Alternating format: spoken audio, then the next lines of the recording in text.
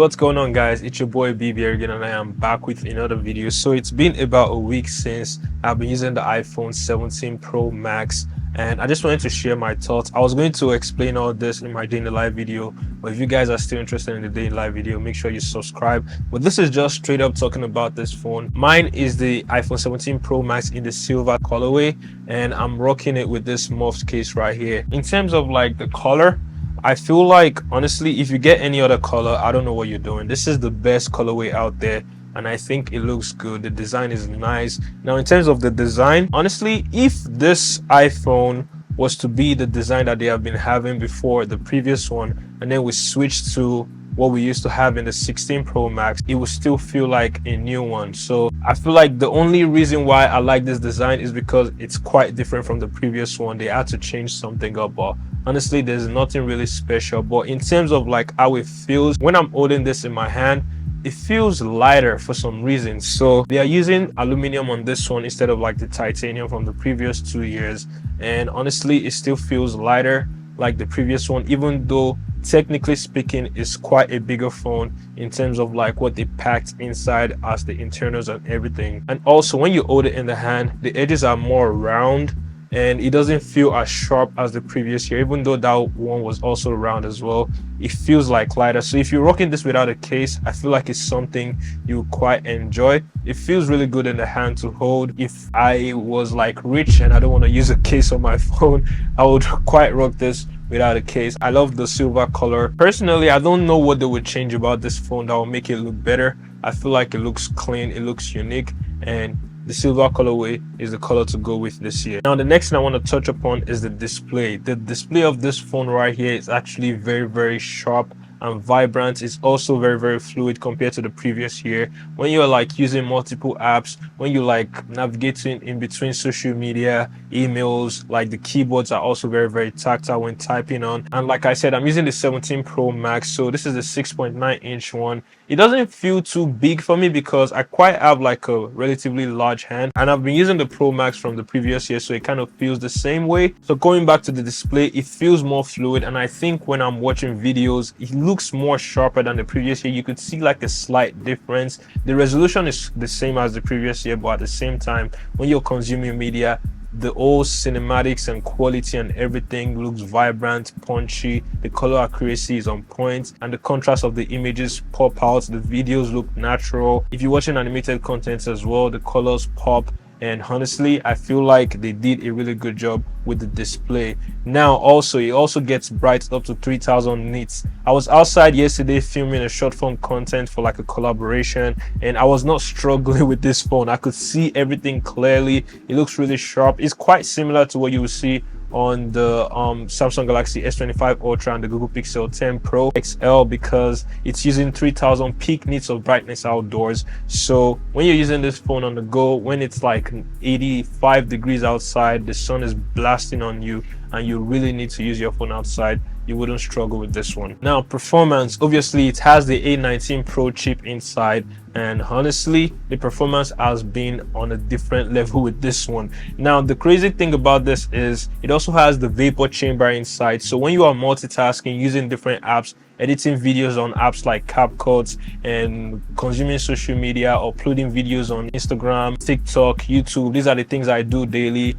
Checking my emails, using Notion, writing my scripts, all that kind of stuff that I would usually do on my laptop, but then sometimes I just want to pick up my phone and continue the work. This phone does not back down from all those multitasking, which brings me down to like playing video games. If you're going to be playing video games on this phone, you are not going to be struggling with anything. It's very smooth. The graphics are punchy. This is actually the best time to take advantage of a smartphone if you are someone who is big on mobile gaming. If you are playing games like Call of Duty Mobile, or what other game is out there. Personally, that's the one I play. I feel like it's very good on this phone. The A19 Pro chip is designed for heavy tasks, and usually when you are like multitasking and using these heavy apps, the phone would get hot, and this is something I would experience on my iPhone 16 Pro Max from last year. But this year, due to the vapor chamber inside, this phone stays cool at all times. Now, to test this, usually if I'm charging with like a wireless charger like a MagSafe or a power bank, it will usually get warm or hot. In my previous phone,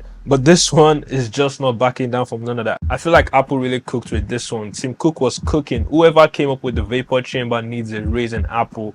I'm really saying this right now because this phone is pretty impressive with the way it stays cool at all times, no matter what kind of task I throw at it. Moving on is the battery life. This is the best in all iPhones that I've used in the past like 4 years. So I've been consistent with new iPhones since the iPhone 14 Pro. Now I didn't really track the battery life, and hear me out, that's actually a good thing because usually I'll just find my phone dying out of nowhere, but this one is almost as if the phone never dies. Every time I pick up the phone, I'm seeing like 90%, 80%, 60%. I've never seen anything below like 40 something percentage, and all I do is charge it by my bed on the MagSafe charger at night, and throughout the entire day I'm like, you know, being able to use the phone as long as I want to without worrying about the battery life. With my previous iPhone, oh my god, I feel like the battery life is always dead, even though it was good.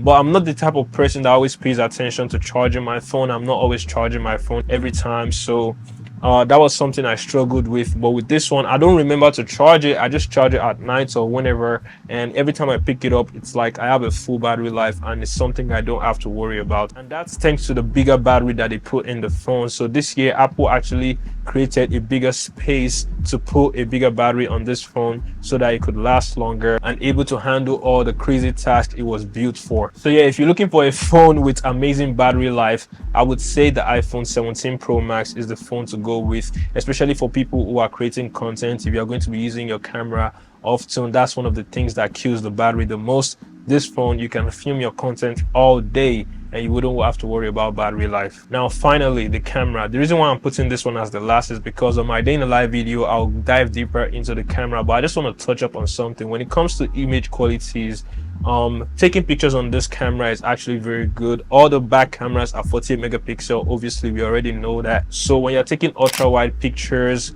the normal pictures, and even telephoto pictures, the quality stays consistent when you are zooming in between lenses. Same thing goes with video quality as well. When you are filming on the go, when you're doing all kinds of crazy stuff, transitions, any kind of content you want to create with this phone, I would say if you cannot afford a camera at the moment and you really want to get into like content creation, get the iPhone 17 Pro Max. Also, the front facing camera is also good. They have improved it, and it has center stage as well, which helps you to be able to film like vertical mode, horizontal mode, when you are having the phone in this kind of like setting. Like, so if you have your phone straight, you could actually film horizontal mode, and the quality is also as good. I think it has 16 megapixel on the front facing camera. I'll correct that in the front right here. When you're taking selfie photos, nobody is even going to know whether it's the front and or the back camera. I feel like it's very, very sharp.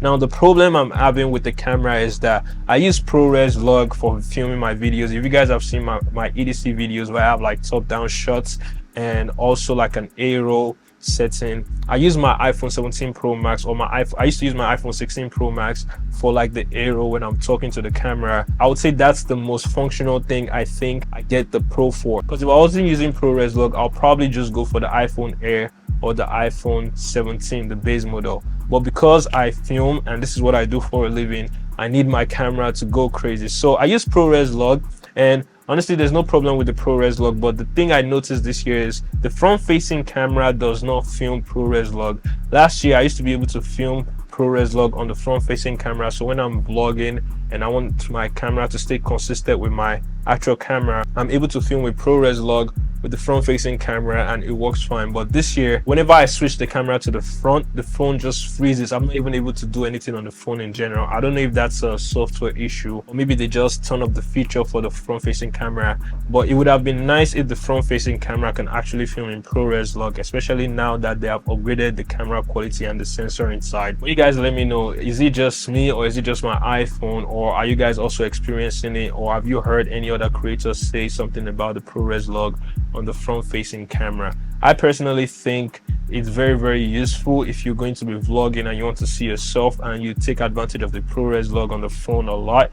The front-facing camera definitely needs to be able to film in ProRes log. So yeah, overall guys, I think the iPhone 17 Pro Max is actually a very good upgrade, even for people who are coming from the 16 Pro Max, especially if you are into like content creation, mobile gaming, and heavy tasks like editing on your phone as well. This is the phone to go with. It has an amazing battery life.